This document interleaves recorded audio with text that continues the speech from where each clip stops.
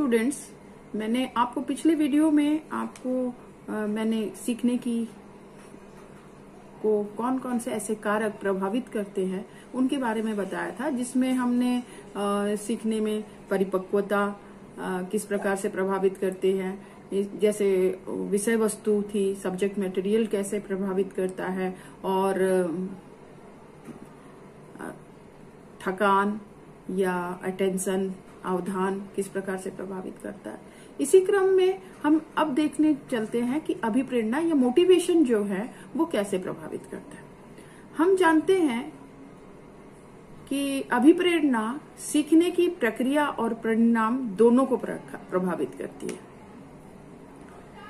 यदि अभिप्रेरित शिक्षार्थी है तो सीखने की प्रक्रिया में सक्रिय रूप से भाग लेगा और उनके सीखने की गति यदि तीव्र होती है तो उनका सीखना भी अपेक्षाकृत स्थायी होता है।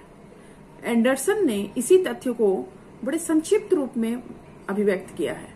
उनके शब्दों में सीखने की प्रक्रिया सर्वोत्तम रूप में आगे बढ़ेगी यदि वह अभिप्रेरित होगी। इसी को स्किनर ने भी कहा है कि अभिप्रेरणा सीखने का राजमार्ग है। यानी हमें सीखने का हमारा लक्ष्य क्या होता है कि सीखने का अधिकतम लक्ष्य कि हमको अधिकतम सफलता प्राप्त हो या अधिकतम निष्पत्ति, जिसको हम कह सकते हैं, जो भी हम कार्य कर रहे हैं वो कार्य में अधिकतम सफलता मिले।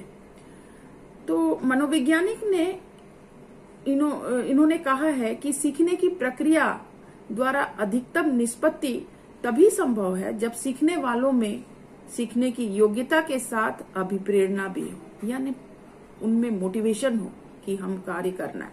इस तथ्य को हम इस तरह से समझते कि अभिप्रेरणा है क्या।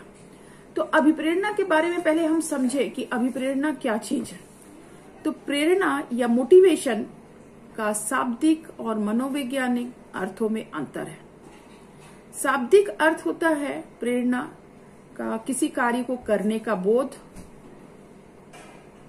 अब इस अर्थ में हम किसी भी उत्तेजना या जिसको हम कहते हैं स्टिमुलस को प्रेरणा कह सकते हैं, क्योंकि उत्तेजना के अभाव में किसी प्रकार की प्रतिक्रिया संभव नहीं है।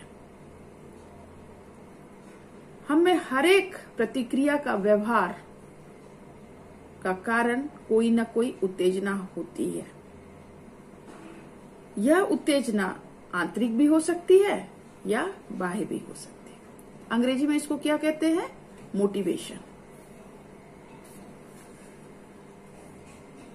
मोटिवेशन शब्द की उत्पत्ति जो है वो लैटिन भाषा से हुई है, जिसको मोटम कहा जाता है, जिसका अर्थ है मोटर, मूव या मोशन। मनोवैज्ञानिकों ने इसका अर्थ, प्रेरणा का अर्थ या अभिप्राय केवल आंतरिक उत्तेजनाओं से नहीं कहा।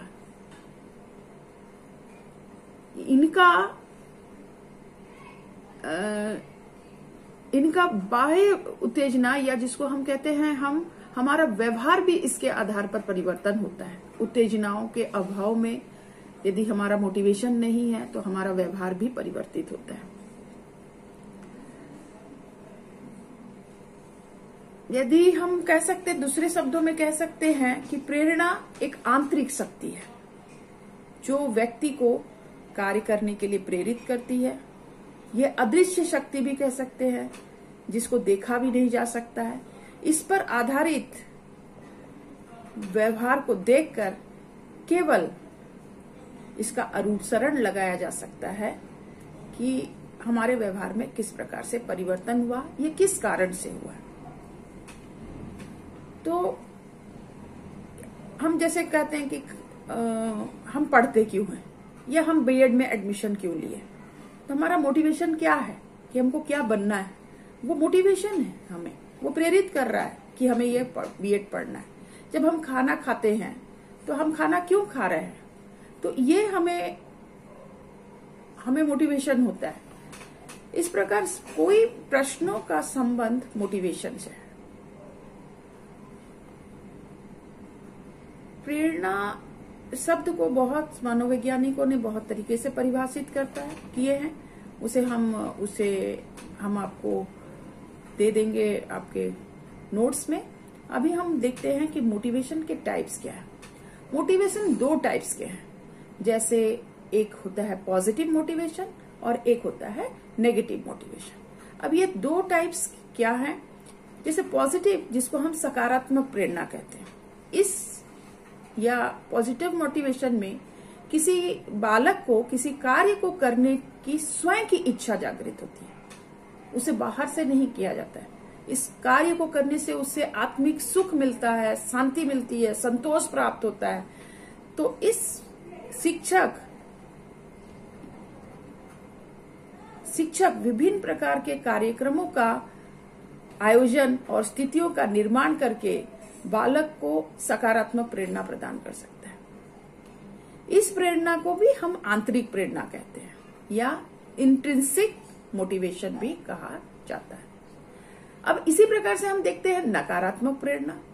नकारात्मक प्रेरणा, जिसको नेगेटिव मोटिवेशन कहते हैं, यहां पर स्वयं, पहले वाले मोटिवेशन में आपने देखा कि स्वयं मोटिवेट हुआ, खुद उसको अपने मन में इच्छा जागृत हुई कि उस कार्य को करने के लिए, और उससे उसको खुद को संतोष प्रदान हो रहा है, संतुष्टि मिल रही है, सुख प्रदान हो रहा है। किंतु ये दूसरी नकारात्मक जो प्रेरणा होती है, नेगेटिव मोटिवेशन होता है, तो इसमें बालक किसी कार्य को करने की स्वयं की इच्छा से नहीं करता, वो बाध्य होकर करता है, दूसरे की इच्छा से करता है, बाह्य प्रभाव के कारण करता है। यानी किसी ने उसे कहा है, या तो हम उसे दंड के द्वारा कह सकते हैं, या हम उसको कह सकते हैं कि पुरस्कार देना है, या हम उसको प्रतिद्वंदी है, हम लोग एक दूसरे के प्रतिद्वंदिता के कारण कर रहे हैं, तो ये सब, इसको हम लोग बाह्य मोटिवेशन भी कह सकते हैं या एक्सट्रिंसिक मोटिवेशन भी कहते हैं। तो ये निश्चित लक्ष्य को प्राप्त करने के लिए कभी कभी शिक्षक कभी या तो प्रशंसा कर देते हैं, 2 शब्द कहते हैं, या निंदा के कर देते हैं, या उनको पुरस्कार देते हैं। तो इस प्रकार के जो प्रयोग जो बालक पर किया जाता है, ये नकारात्मक प्रेरणा प्रदान करता है। अब हम कभी परिस्थिति के अनुसार कभी कभी हम सकारात्मक भी देते हैं और कभी नकारात्मक देते हैं, और ये हम बालक का सिचुएशन कैसा है, और हमेशा हम ये नहीं कि हम सकारात्मक मोटिवेशन ही दें, आंतरिक प्रेरणा से ही वो बालक उस कार्य को करने के लिए प्रेरित हो। ये हो सकता है कि वह बाह्य प्रेरणा के द्वारा भी कभी कभी वो कार्य करने के लिए अपनी इच्छा जागृत करता है। फलस्वरूप वह कार्य को पूर्ण करने के लिए किसी अनुचित विधि का प्रयोग भी कभी कभी कर सकता है। यदि आंतरिक प्रेरणा हमें प्रदान करने पर सफलता नहीं मिलती है, तो बाह्य प्रेरणा का प्रयोग करने के बजाय और कोई विकल्प नहीं रह जाता। यानी हमको मैक्सिमम टाइम, अधिकतम समय में हमें आंतरिक प्रेरणा के द्वारा ही किसी कार्य को करने के लिए प्रेरित करना चाहिए। बाह्य प्रेरणा के द्वारा कुछ समय के लिए, कुछ क्षण के लिए हम उनसे कार्य करवा सकते हैं, पर थोड़े समय के बाद वह हो सकता है वो शॉर्ट टर्म में करने के लिए या कोई और विधि जिसे नहीं करना चाहिए उसका प्रयोग करें। तो इसलिए हमें अधिकतम आंतरिक प्रेरणा को ही प्रोत्साहन देने चाहिए या हमें प्रयोग करना चाहिए। पर कभी कभी आंतरिक प्रेरणा के यदि से कार्य नहीं करते हैं, तो हमारा उस समय बाह्य प्रेरणा का ही हमारे पास एक विकल्प रह जाता है। तो हम इसी क्रम में हम देखते हैं कि प्रेरणा को एक 2 क्रम में भी विभाजित किया जाता है, एक आंतरिक और एक बाह्य। जैसे हमने मनुष्य में कुछ हमारे शारीरिक और जैविक अभिप्रेरक होते हैं, जैसे आत्मरक्षा, भूख, प्यास, काम आदि, ये सब आंतरिक अभिप्रेरक है। जबकि बाह्य अभिप्रेरकों से तात्पर्य ये होता है कि मनुष्य के एनवायरमेंटल में या साइकोसोशियल या जिसको हम पर्यावरणीय अथवा मनोसामाजिक अभिप्रेरकों से भी होता है। जैसे हम कहते हैं आत्मसम्मान, सामाजिक स्तर, जैसे इंजीनियर, डॉक्टर, वकील, जज और नेता आदि बनने की इच्छा, समाज में अपना एक अच्छा पोजीशन पाने की इच्छा, तो यह सब होते हैं बाह्य अभिप्रेरक। तो इस प्रकार से हम अभिप्रेरणा को दो प्रकार से हम बांट रहे हैं। अब इसी क्रम में हम देखेंगे कि अभिप्रेरणा किस तरह से इसका नेचर कैसा होता है, अभिप्रेरणा का नेचर कैसा होता है। तो अभिप्रेरणा प्रक्रिया और परिणाम दोनों है। अभिप्रेरणा का जन्म किसी न किसी आवश्यकता से ही होता है, क्योंकि नीड नहीं रहेगी तो हमें ड्राइव उत्पन्न नहीं होगा और उसको फुलफिलमेंट नहीं होगा। फुलफिलमेंट करने के लिए क्या है, अभिप्रेरणा चाहिए, और अभिप्रेरणा प्राप्त हो जाएगी तो हमें आत्मसंतुष्टि मिलेगी, हम कार्य करेंगे। तो यहाँ पर हमारे ये एक प्रक्रिया है, ये एक चक्र है। वो चक्र को हम कह सकते हैं आवश्यकता, ड्राइव, जैसे नीड, ड्राइव, और ड्राइव के जैसे कुछ ड्राइव को पाने के लिए हम क्या करते हैं, एक्टिविटी करते हैं, और एक्टिविटी के लिए हमें कुछ प्रोत्साहन, ये सब एक दूसरे से जुड़े हुए हैं। और ये प्रोत्साहन कह सकते हैं प्रोत्साहन की जब हम करते हैं तो वो आवश्यकताओं की पूर्ति होती है। जब आवश्यकता की पूर्ति होती है तो फिर से नई आवश्यकता जन्म होती है। तो ये हमारा एक क्रम चलता है। हम अभिप्रेरणा को हम लोग की विशेषताएं में हम कह सकते हैं अभिप्रेरणा व्यक्ति को तब तक क्रियाशील रखती है जब तक कि उसकी उद्देश्य प्राप्ति नहीं हो जाती। अभिप्रेरणा ये भी कह सकते हैं व्यक्ति को रुचि के अभाव में क्रियाशील रखती है। यदि इंटरेस्ट नहीं है किंतु मोटिवेशन हो गया है, उसको मोटिवेट कोई कर दिया है, तो वो उस कार्य के प्रति वो क्रियाशील रहेगा। यदि कोई छात्र इंजीनियर बनने के लिए अभिप्रेरित है और उसमें गणित में रुचि ही नहीं है, तो भी वो गणित की समस्याओं को हल करने में क्रियाशील होगा, क्योंकि वो धीरे धीरे उसकी रुचि फिर जागृत हो जाती है।